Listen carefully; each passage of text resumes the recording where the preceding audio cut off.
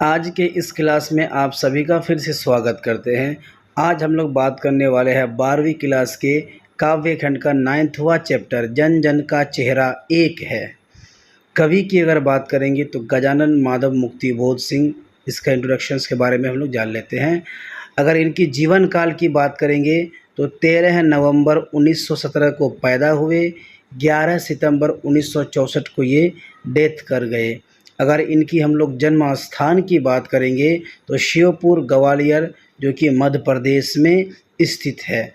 इनकी माता पिता की अगर हम बात करें, पार्वती बाई इनके माता का नाम और माधवराज मुक्तिबोध इनके पिताजी का नाम है। बात करें अगर शिक्षा की, उज्जैन, विदिशा, अमझरा, सरदारपुर में प्रारंभिक शिक्षा आपने हासिल किया। 1930 में उज्जैन के माधव कॉलेज से ग्वालियर बोर्ड की मिडिल परीक्षा में असफल, 1931 में सफलता प्राप्त किया। फिर 1935 में माधव कॉलेज से इंटरमीडिएट, 1937 में बीए में असफल, 1938 में सफलता। फिर 1953 में नागपुर में हिंदी से एमए किया।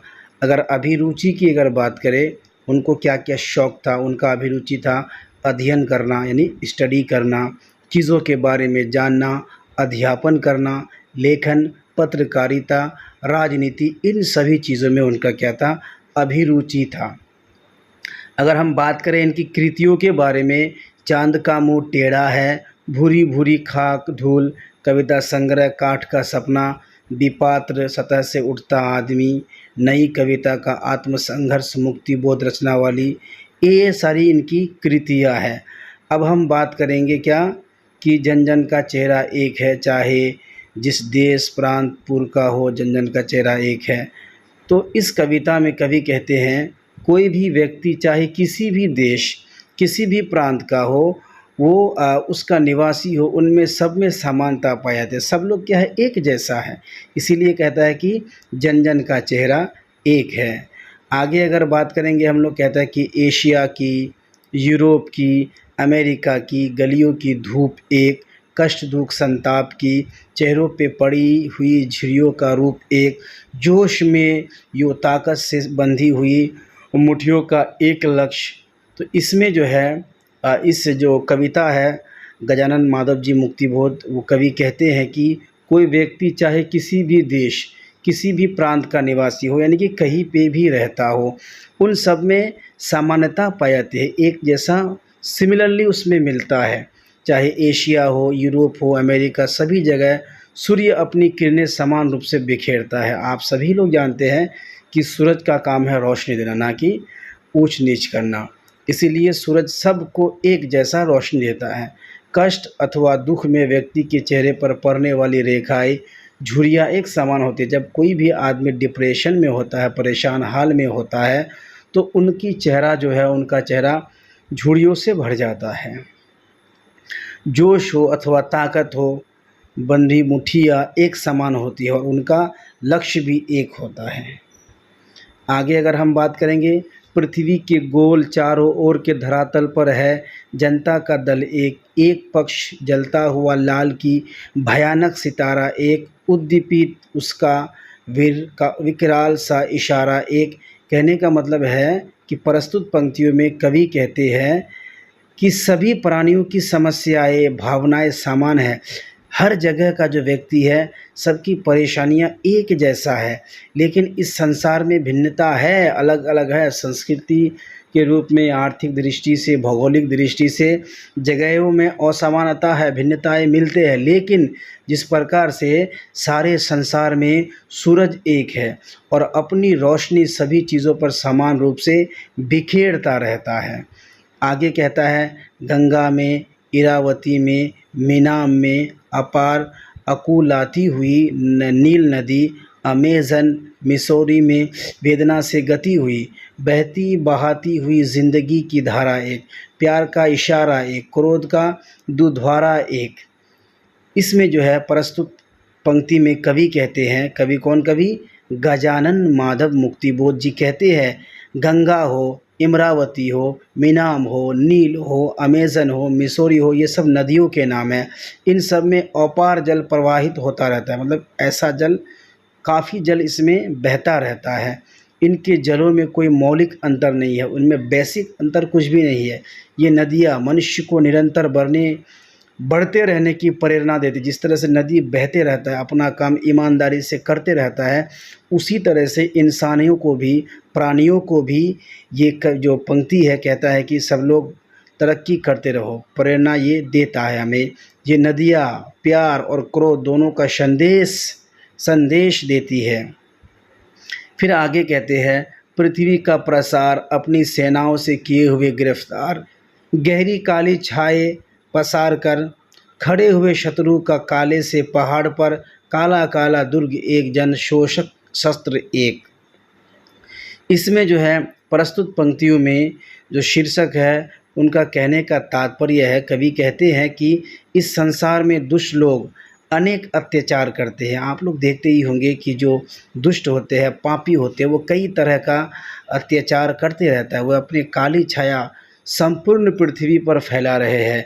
ये लोग मानवता का दुश्मन है। वाकई में ये लोग क्या है, मानवता का दुश्मन है। और उन्होंने अपनी अमानवीय कार्यों तथा शोषण का किला खड़ा कर दिया है।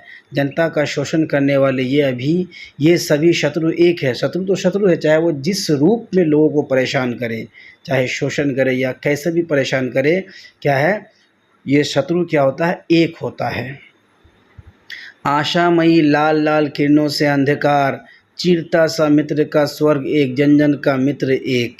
इस कवि में मुक्तिबोध जी कहते हैं कि दुनिया में आर्थिक विषमता और शोषण का अंधकार छाया हुआ है। इस अंधकार को आशामयी लाल किरणें अर्थात समाजवाद द्वारा ही दूर किया जा सकता है। कवि कहते हैं कि इस अंधकार को समाप्त होते ही सर्वत्र स्वर्ग की तरह शांति हो जाएगा। कहते हैं कि जितने भी अंधकार में डूबे हुए चीज़ें हैं, लोग परेशान हाल में है, बहुत लोग शोषण करता है, जब ये सब ख़त्म हो जाएगा ना तो पृथ्वी स्वर्ग की तरह हो जाएगा।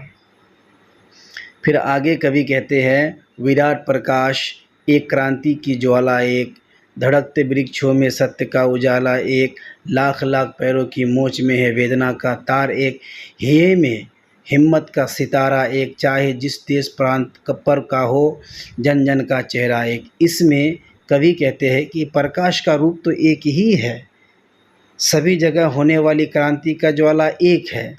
प्रत्येक व्यक्ति के हृदय में एक ही प्रकार का सत्य का संचार हो रहा है, चल रहा है। लाखों लोगों के पैरों में एक ही प्रकार के मोच का अनुभव हो रहा है। शोषण के खिलाफ सभी के हृदय में एक ही प्रकार का साहस है। शोषण के खिलाफ सबका एक ही प्रकार का क्या है, साहस है। चाहे जिस देश में हो, जहाँ भी शोषण हो, सब क्या है, सबके दिलों में इस तरह का भावनाएं पैदा होता है। एशिया के, यूरोप के, अमेरिका के भिन्न भिन्न वास स्थान, भौगोलिक ऐतिहासिक बंधनों के बावजूद सभी और हिंदुस्तान है ना। इसमें जो है प्रस्तुत कवि पंक्तियाँ में कवि कहते हैं कि भिन्न भिन्न संस्कृतियाँ वाले एशिया। आप जानते हैं ना कि एशिया में बहुत सारे कंट्री है, इसमें अलग अलग संस्कृतियाँ है, अलग अलग हर चीज़ अलग अलग है। यूरोप, अमेरिका भौगोलिक, यहाँ का ऐतिहासिक विशिष्टता के बावजूद भी भारत की जीवन शैली से प्रभावित है।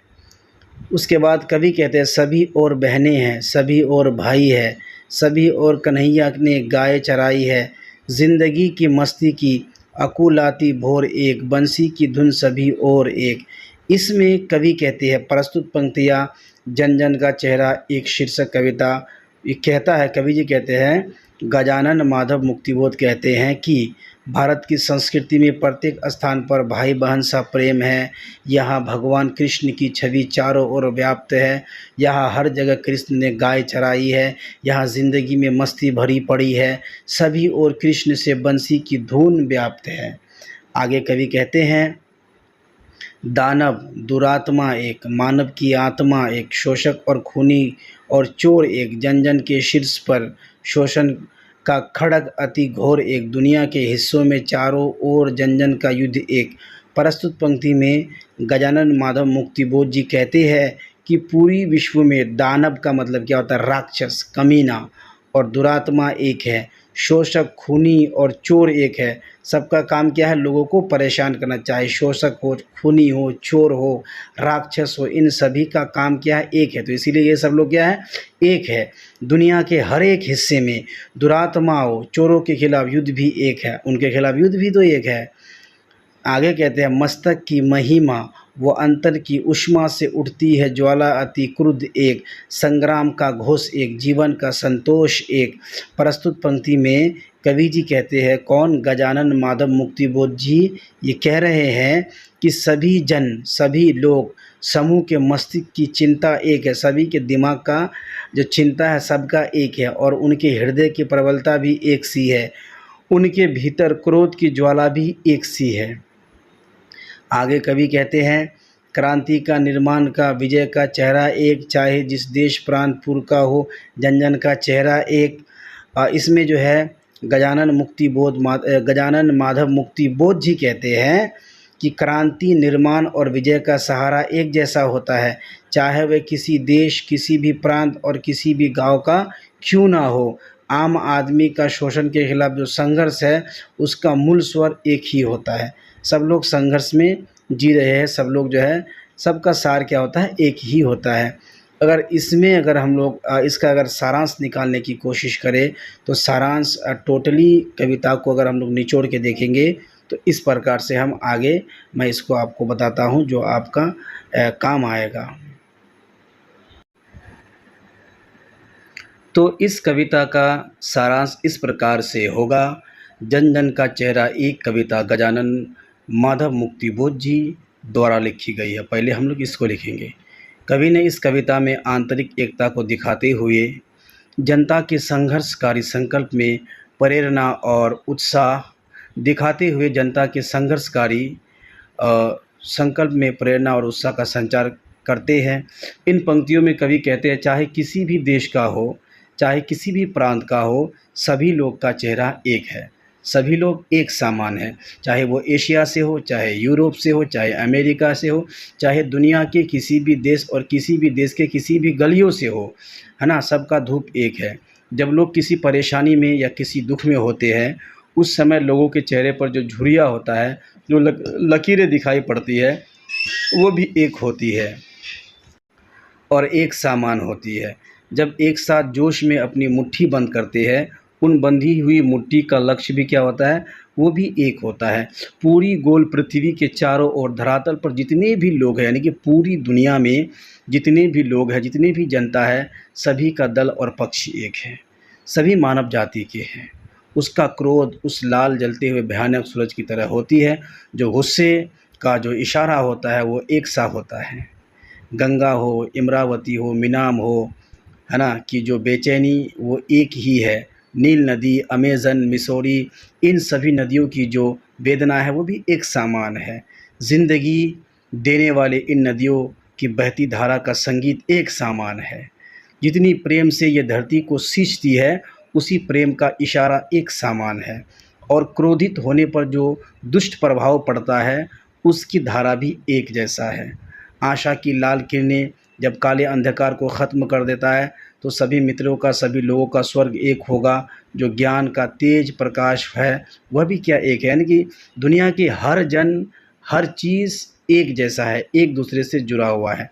हमारे अंदर जो क्रांति की जो ज्वाला है वो एक जैसी है। हृदय में धड़कते सत्य की जो परेशानी है, जो रोशनी है, वो भी एक जैसा है। उनके हृदय में जो हिम्मत का जो सितारा है वो भी एक जैसा है। सभी लोग भाई बहन की तरह रहते हैं। कोई ऐसा जगह नहीं जहाँ कृष्ण की ललियों का वर्णन नहीं है। सभी और कन्हैया ने गाय रचाई है। ज़िंदगी में बहुत सी बेचैनी है, उन पर बेचैनी में मस्ती की जोर भी है ना। बेचैन तो है ही, लेकिन खुश रहो। वो एक ही है। कृष्ण की बंसी की जो धुन है वो सभी को प्यारी है। सभी के लिए धुन एक ही प्रकार का है। जो शोषक है, खूनी है, चोर है, सब एक जैसे हैं। इनका काम है लोगों को परेशान करना। हर जगह होते हैं, दिखाई देते। सभी लोगों पर जो शोषण की तलवार है वो एक जैसी है। लोगों के माथे पर जो चिंता की लकीर है वो भी, उनके अंदर जो उष्मा है, गर्मी है, हृदय की ज्वाला है, सब क्या है? एक जैसा है। शोषण के विरुद्ध जो हम क्रांति, जो युद्ध करते हैं उसके निर्माण का, उसके विजय का जो चेहरा है वो भी एक समान है। चाहे हम जिस भी देश के हो, जिस भी प्रांत के हो, जन जन का चेहरा एक है, हम सब एक ही है। तो इसमें जो जो निचोड़ निकला है, इसका कहने का मतलब कि हम सब की जो दुख है वो एक है। सारी दुनिया में जो चीज़ें हैं, हर पूरी पृथ्वी में हर व्यक्ति एक दूसरे से जुड़े हुए हैं, सब लोग एक जैसा है। तो उम्मीद करता हूँ कि आप लोगों को ये कविता समझ में आ गया होगा। अगर अभी तक आपने हमारे इस चैनल को सब्सक्राइब नहीं किए हैं तो सब्सक्राइब कर लीजिए, साथ ही बेल आइकन बटन को दबाना ना भूलें ताकि हमारा आने वाला हर चैप्टर का बेहतरीन वीडियो, इन्फॉर्मेटिव वीडियो आप तक सबसे पहले पहुँचे। चलिए मिलते हैं फिर एक नेक्स्ट क्लास में।